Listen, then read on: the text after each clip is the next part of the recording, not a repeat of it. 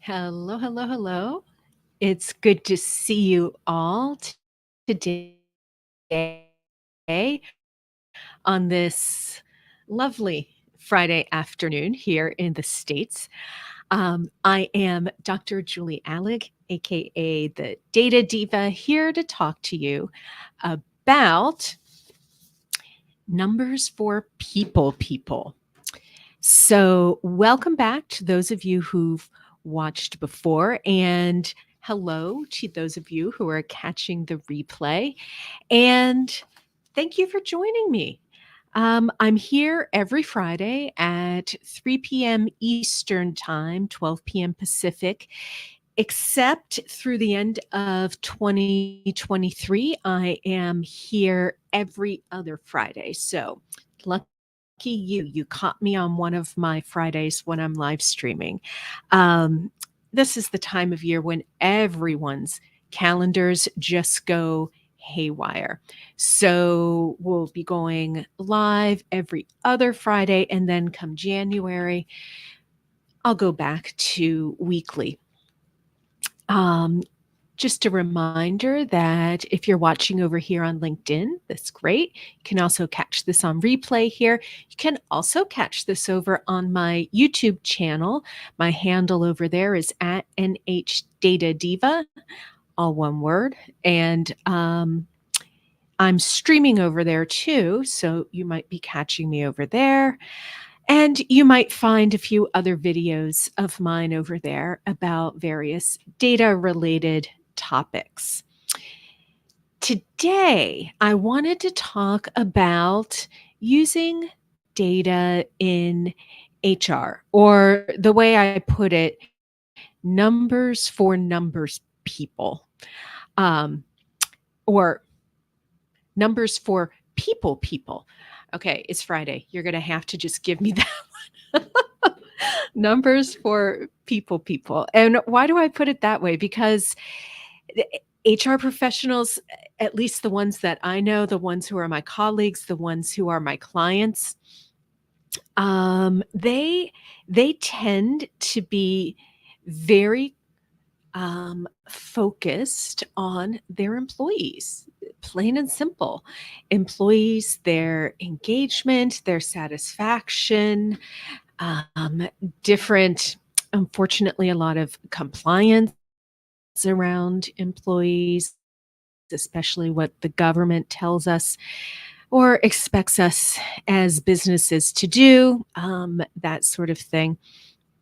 But I thought this would be a nice addition to the series that I've been doing about numbers in places you wouldn't necessarily think of, because generally, when we think about businesses and organizations, we don't think about numbers being used in human resources in HR. We don't think about the HR officers necessarily bringing charts and graphs, bringing forecasts, bringing that sort of thing to the table, much less making business cases, right? And so I wanted to speak to those who might not be used to using numbers and analytics in your day to day. And maybe you even feel a little intimidated by it. Um, I wanted to talk about a couple of what I call pro tips for ways that you can start incorporating this into your day to day, in a way that's really going to uplevel your recommendations and also your communication of your recommendations. And then I wanted to give a couple of places to kind of get the wheels turning among you all about where exactly you could start applying these. Because it's one thing to say, yeah, use your numbers. It's another thing to sit down at your computer and say, okay, Jules, where? How do I do this? Right? So I got you covered. So let me switch over here. I've got a couple of slides I wanted to share with you. So when I think about talking about with professionals who aren't necessarily used to working with numbers on a day to day basis, right? And analyzing numbers. One of the first things I'll say is, the first thing, break it down because there's usually so much going on in the numbers once you start looking beyond just the overall, beyond what you might call the aggregate, right? And you start breaking it down or disaggregating, right? So this is an example of what I mean. Let's say you fielded a survey among your employees and you fielded it at the beginning of the year and then at the very tail end of the year. And on one particular question in January, not quite 20% of your employees agreed with it, but by the end of the year, 23-ish percent agreed with it, right? Okay. So what's the story here? The story here is, yay, we saw agreement increase, whatever you happen to be measuring here, right? We saw it increase because we looked at it over basically 12 months, right? What happens though if we break it down? I mean, is it the same story or do we see something a little more interesting, right? So, actually, what if this happens when you break it down? What if once you look at not just the year, the full year, but you look at each month in the year, then this is a very different story, isn't it? Now, this is analysis. This is looking at your numbers. This is looking at survey responses, for example, and then making a picture, drawing a graph, but then also looking not just at the overall, but looking at the next level down, getting a little more granular. So, what do we see here? We see, again, it's gone up, hasn't it? And that's just fine. That's great. That's exactly the same story that we saw in the previous slide. However, what we didn't see in the previous slide, and what we're only seeing now that we've broken this down, is we're seeing we've got 2 months that were very high, right? They happen to be June and July, I think, if I'm counting those right. August, no, not quite. Anyway, they're in the summer. Very high, much higher than all the rest of them, right? We might even call them an outlier. Maybe we'd have to say something, we'd have to investigate a little bit more. But that you wouldn't expect, would you? You would not expect that from just having looked at January through December. You wouldn't have seen this unless you were looking at the months. And then what also do we see? Look at this trowel, this pit here that we see in December. Bam, bam. Looks like September, right? So this must be July and August. We saw way high and it just plummeted in September. Again, that's something that we wouldn't know anything about if all we did was look at the overall, if we looked at just those endpoints, right? And a drop like that month there, that drop in September, that's a pretty serious drop. What the heck happened there? Now, again, that might be an outlier. You never know, right? But we wouldn't have even known if we didn't break things down. We didn't disaggregate, right? And if we hadn't drawn a picture, if we hadn't done a nice bar graph. So that's one of the tips I've got for you. Break it down because I guarantee you there is something going on underneath the surface that is just not getting picked up. And by doing something like this, doing this kind of analysis, you'll be able to start picking that up.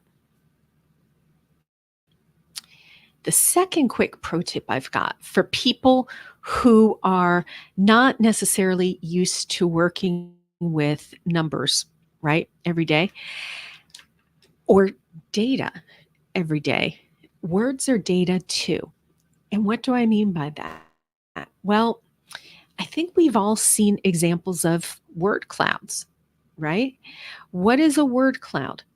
A word cloud is a way where you visualize the number of times a word, or you can also do it for a little string, a short string of words, maybe 2 words or 3 words, are mentioned, are used. And what is that? That's just counting up the number of times that a certain word or phrase was mentioned. And then again, for those of you who might not be terribly familiar with word clouds, the size of the font for each of these words is proportional to the number of times. So, for example, in this, knowledge was mentioned the most. And how do we know that? We know that because it's presented in the largest font. Next after that is probably learning or education or student there, something like that. And how do we know? Again, because the font, right? It looks like it's the next largest. So word clouds, all they are, they're nothing more than simply presenting in a visual way the number of times a certain word is used. The nice thing you can also do, which was done in this word cloud, is you can also assign a different category to each of those words. So, did you notice that the words are different colors? And so sometimes people will create word clouds and just assign different colors to the words for purely aesthetic reasons, right? No harm in doing that. No harm, no foul. You also could, though, assign a color to different categories, right? And then the word itself is encapsulating 2 pieces of data. The font size is encapsulating how often it was mentioned, and then the color of the word is encapsulating something about the category. So maybe there's a category for what students said versus what parents said versus what school administrator said, if this is for a school or something. You can assign a different category to a different theme, right? So maybe knowledge is part of one theme. And so we see it in that kind of dark green. Student and comprehension are another theme, a separate one, and they are colored kind of that grass green kind of color, that yellow green. And so you can pick a color palette that's visually appealing. But again, that's a nice way of encoding data, encoding meaning in a couple of different ways. The first one by the size of the font, and the second by the color of the font, right?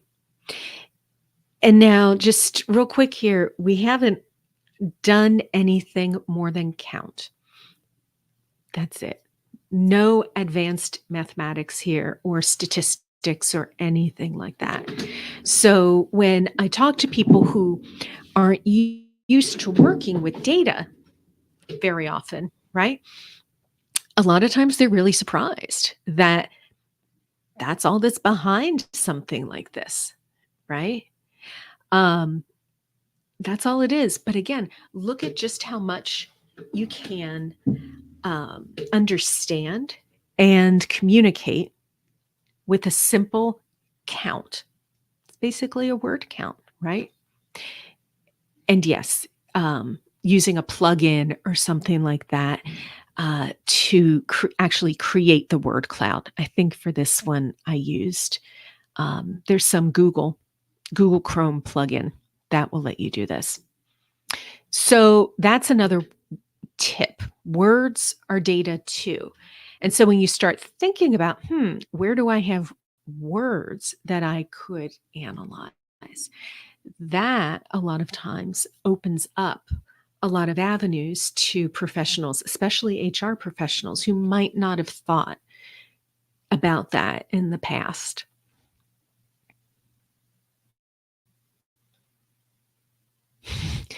My third pro tip is reinforcing what we just saw. It doesn't have to be rocket science in order to have an impact.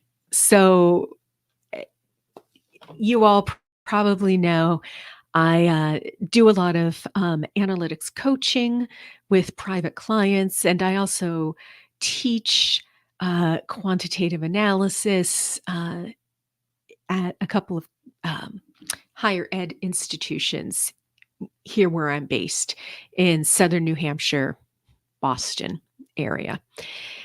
And so, eh, me, my clients, my students, we're used to working with equations like this, right? A multiple regression equation. Okay. It looks kind of nasty.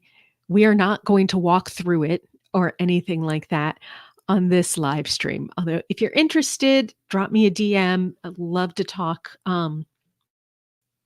the data with you. But this sort of analysis or this sort of analytical technique will certainly give us some knowledge.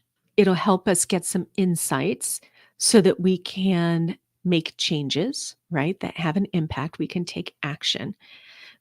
But it doesn't have to be rocket science because think about the insights that we were able to see just from the past couple of examples, those pro tips, where we used bar charts, where we used word clouds.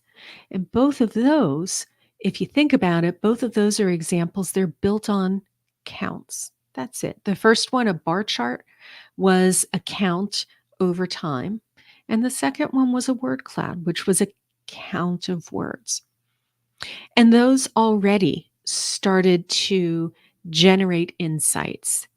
So it doesn't have to be a nasty equation like this in order to be valuable, in order to generate those insights. And the fourth pro tip is draw pictures. So you'll have noticed that I've used a lot of graphs and visuals so far. And the way I describe it is, draw pictures.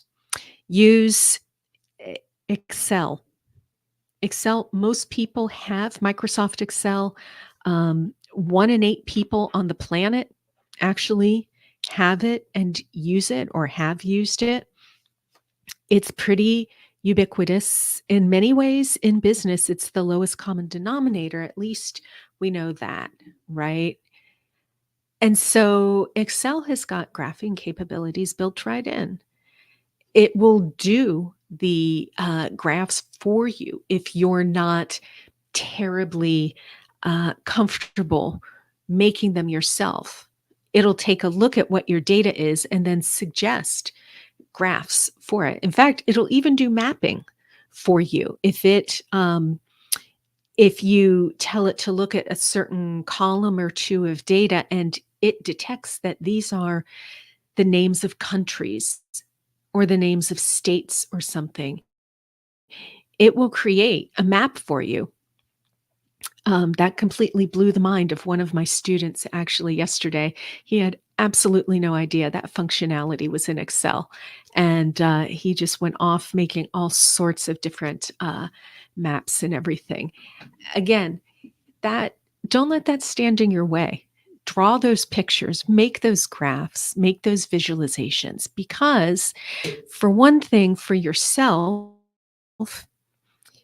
the human brain is highly attuned to understand things visually. And so you're just helping yourself to understand what's going on, to help analyze, right? By using graphs and all. Second, if your human brain is attuned to visuals, then your audience's is just as much as yours. And so if you want to communicate rather complex ideas, if you want to communicate strongly and persuasively, using visuals is that should be your definite, your sine qua non um, tool that you use. And so there are so many ways that you can use visuals, use graphs, certainly not getting into it now. Um, I would say keep in mind that the simpler, the better, oftentimes.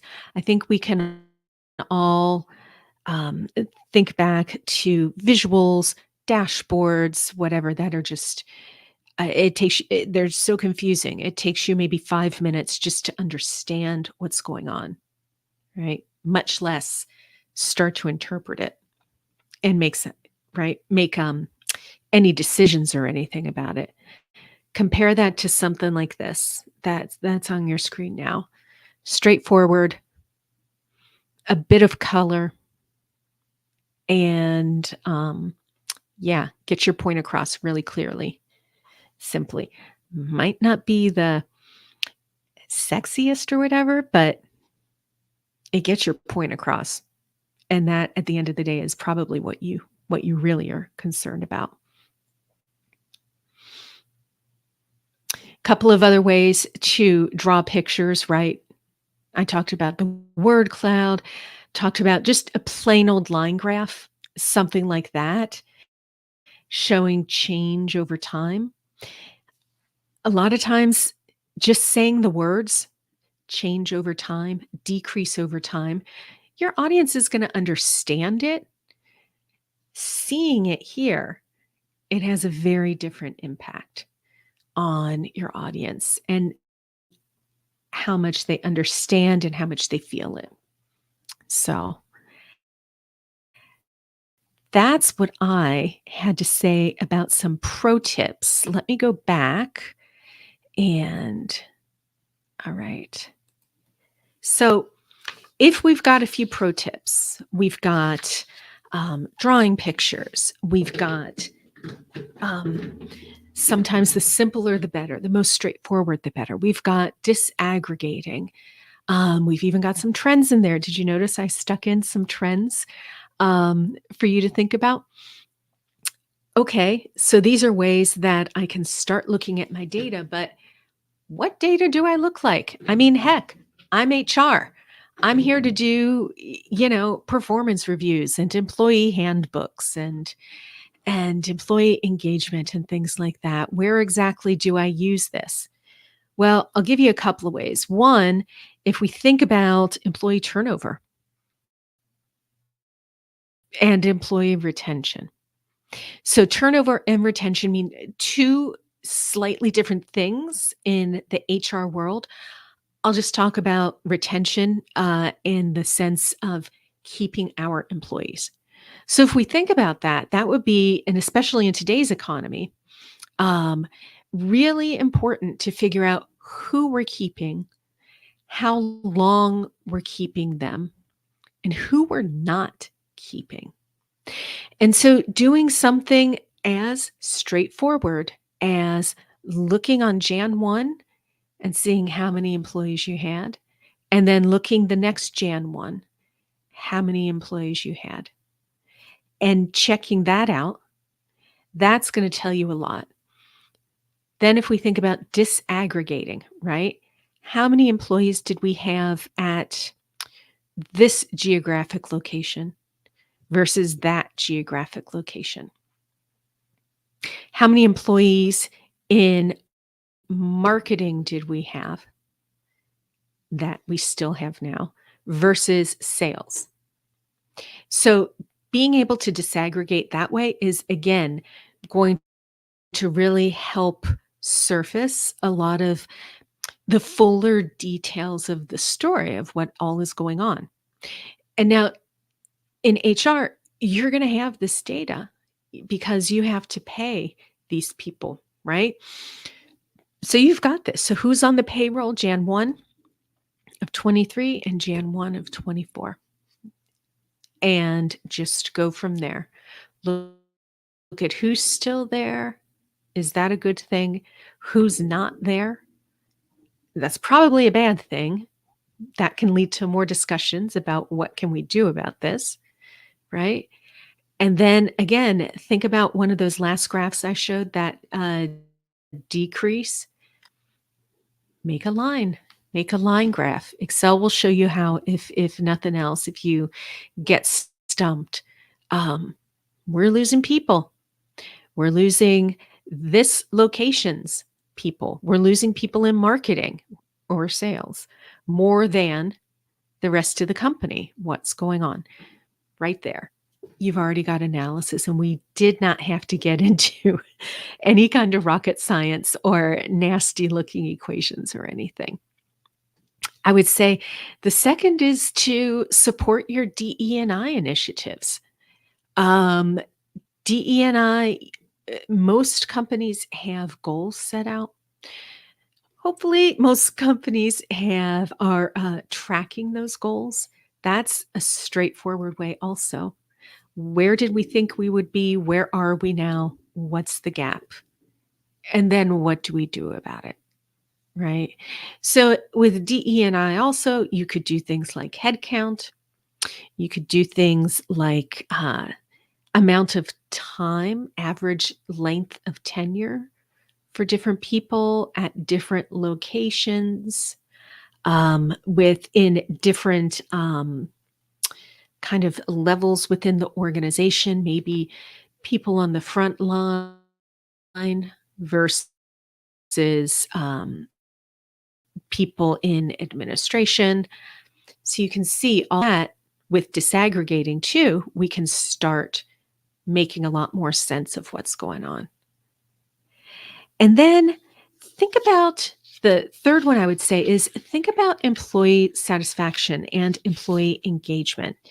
And so go back to that first example of bar graphs that I showed, where we looked at something between January of the year and December of the year, right?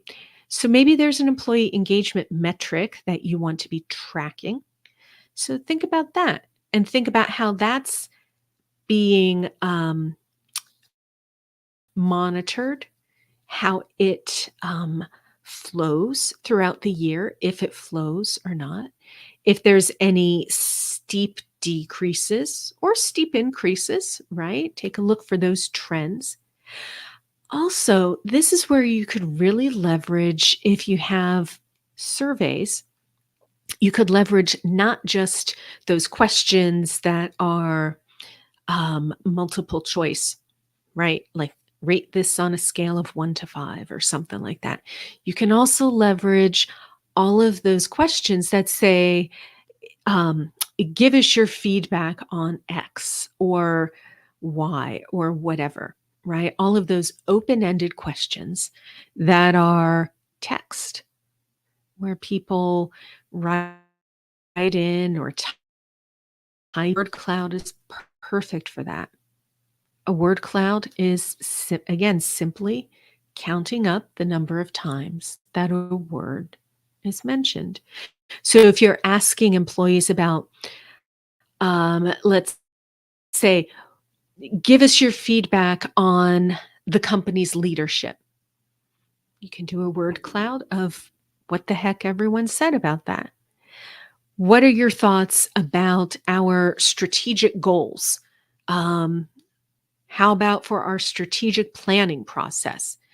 Make a word cloud and see. And all of a sudden, some of those themes are going to start coming to the surface. You'll really be surprised at how quickly things start to come together. And guess what? You're analyzing. You're doing data analysis. And it doesn't have to be rocket science. It's fun no matter what. If it's rocket science for some of the data geeks and all like me, and it's fun if you're doing the straightforward, just need the facts kind of analysis too. Because you're able to see what exactly is going on,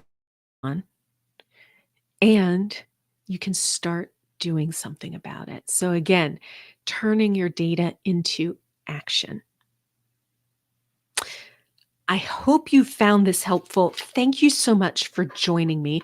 I'm not seeing any questions in the chat, so I've got nothing to respond to at this moment. But if you're catching this on replay and you have a question, definitely throw it in the comments and I'm notified and I will be happy to respond right back.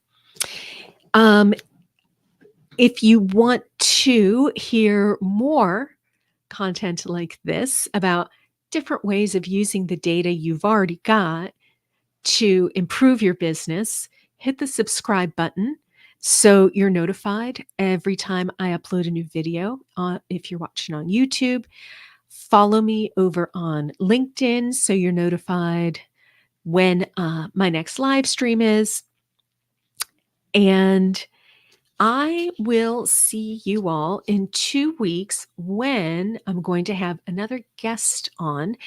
This time I'm having someone all the way from New Zealand. You heard that right.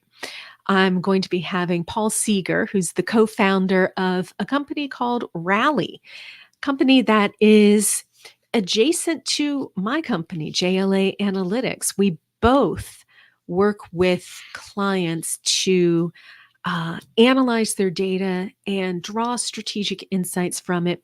Paul and his team do a lot of dashboards.